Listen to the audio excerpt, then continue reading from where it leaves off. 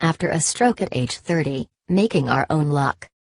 On our flight to Hawaii for our baby moon last June, Dave turned to me and asked, "Does my right eye look weird?" It did. His pupil was asymmetrically dilated, a seeping pool of black that blocked out all of the beautiful green. He couldn't see. 2 minutes later, Dave lost consciousness. We made an emergency landing in Fargo, North Dakota. An ambulance whisked us to the Sanford Medical Center, as a team of medical personnel buzzed around him. "Does your husband smoke? Drink? Have a history of stroke in the family?" No, no and no.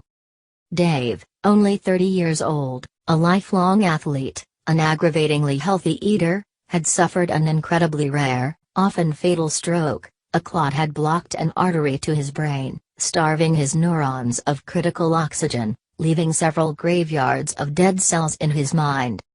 The baby moon was to have been a much-needed rest after a bruising year of Dave's medical residency and a huge round of edits on my latest novel. 5 months pregnant, I played many roles. Wife to Dave, my college sweetheart and hard-charging, fun-loving orthopedic surgery resident. Writer of historical fiction, sister, friend, daughter to 2 great parents, one of whom had just announced his candidacy for president.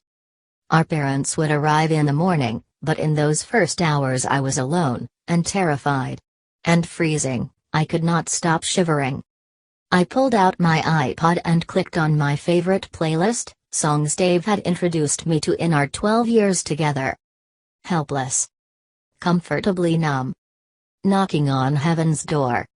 I tossed the iPod. My mind was a dizzying highlight reel of Dave. What was the last thing he'd said?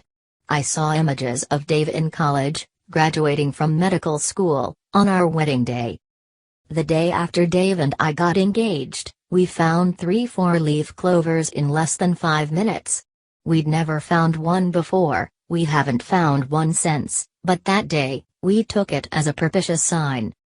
I glued those clovers under a photo of us and wrote, "May we always remember how lucky we are." Now, years later in Fargo, some of that luck kicked in. Dave woke up. He opened his eyes.